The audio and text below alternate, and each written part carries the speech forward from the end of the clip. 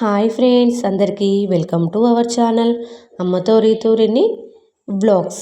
ఈరోజైతే నేనైతే ఒక పచ్చడి అయితే చేశానమాట. అదేంటో తెలుసా?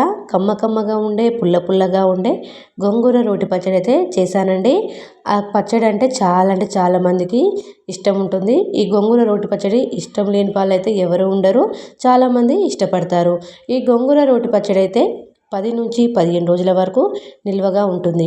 ఈ గోంగూర రోటి పచ్చడి పిల్లల కాంచి పెద్దవాళ్ళ వరకు ఎవరైనా సరే లొట్టలేసుకొని అన్నం తినాల్సింది, అంత కమ్మగా ఉంటుంది. ఇప్పుడు మనం గోంగూర రోటి పచ్చడి ఎలా చేద్దామో చూద్దామా? ఓకే. ఇప్పుడు మనము స్టవ్ ఆన్ చేసుకొని స్టవ్ మీద అయితే ఒక గిన్నెనైతే పెట్టుకుందాం. గిన్నె వేడైన తర్వాత అందులోకి కొద్దిగా ఆయిల్ అయితే వేసుకోవాలి.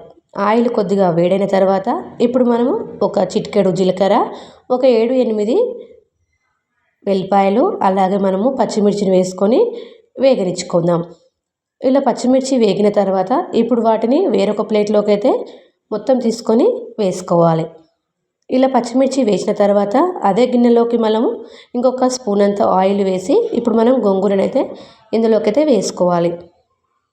గోంగూరనైతే నీట్గా కడిగి ఇందులోకైతే వేసుకోండి. గోంగూరనైతే ఇందులోకైతే వేసుకుందాం.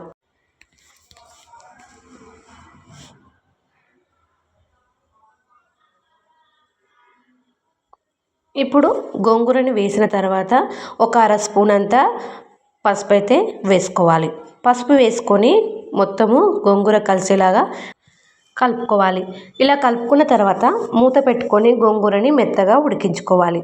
గోంగూరని ఉడికించేటప్పుడు స్టవ్ అయితే సిమ్లో పెట్టుకొని గోంగూర అనేది ఉడికించుకోండి. ఎందుకంటే గోంగూర అనేది అడుగంటకుండా ఉంటుంది కాబట్టి. మన ఛానల్ ఎవరైతే ఫస్ట్ టైం చూస్తున్నారో మన ఛానల్ని సబ్స్క్రైబ్ చేసుకోండి. నా వీడియోస్ నచ్చితే లైక్ చేయండి.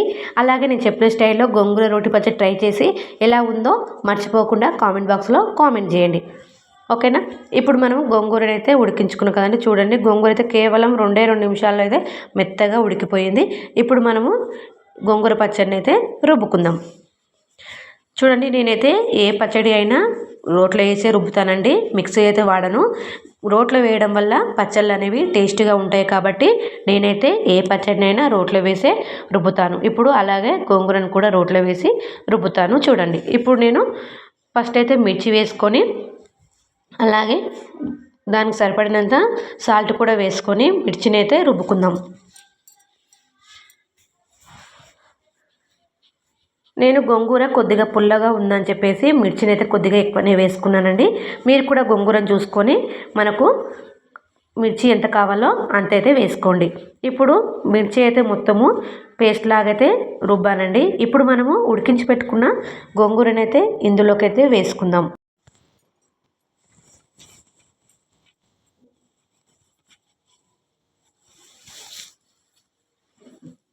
గోంగూరని ఇలా మొత్తం ఇందులోకి వేసుకున్న తర్వాత గోంగూరనైతే మెత్తగా అయితే రుబ్బుకుందాం.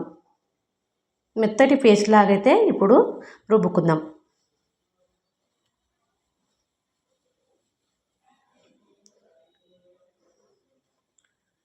నేను చెప్పినట్టు ఒక్కసారి అయితే ట్రై చేయండి. మీ పిల్లలు అయితే చాలా ఇష్టంగా తింటారు.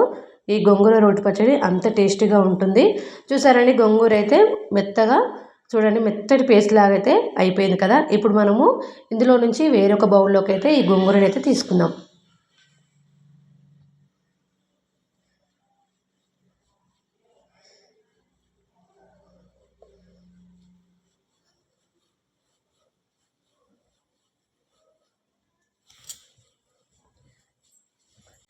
ఇప్పుడు ఈ గోంగూరని వేరొక గిన్నెలోకి తీసుకున్నాం కదా. ఇప్పుడు మనము దీనికోసం అయితే పోపు అయితే పెట్టుకుందాం. ఇప్పుడు వేరొక గిన్నె తీసుకొని స్టవ్ మీద పెట్టుకొని పోపుకు కావాల్సినంత ఆయిల్ అయితే వేసుకుందాం. ఆయిల్ కొద్దిగా వేడైన తర్వాత ఇప్పుడు అందులోకి ఒక స్పూన్ అంత జీలకర్ర అయితే వేసుకుందాం.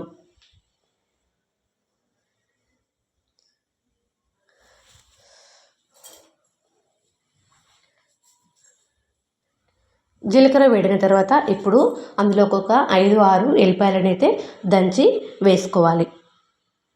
ఇలా వెల్లిపాయలు వేగించుకున్న తర్వాత ఇప్పుడు మనం అందులోకి ఎండుమిర్చిని కూడా వేసుకుందాం. ఎండుమిర్చి కూడా కొద్దిగా వేగిన తర్వాత ఇప్పుడు అందులోకి మనము కొద్దిగా కరివేపాకు వేసుకుందాం.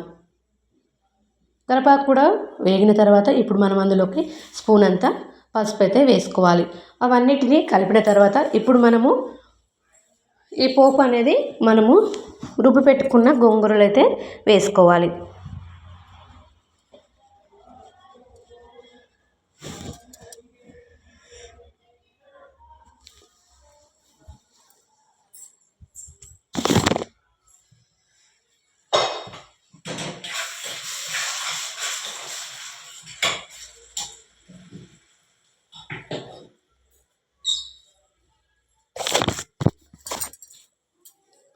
అంతే అండి. పోపళ్ళు వేసుకుంటే ఎంతో రుచికరమైన పుల్ల పుల్లగా ఉండే ఆహా అనిపించే గోంగూర రోటి పచ్చడి అయితే రెడీ అయిపోయింది. కేవలం ఒక 5 నిమిషాల్లో ఈ గోంగూర రోటి పచ్చడి అనేది తయారు చేసుకోవచ్చు. ఓకేనా ఫ్రెండ్స్, బాయ్.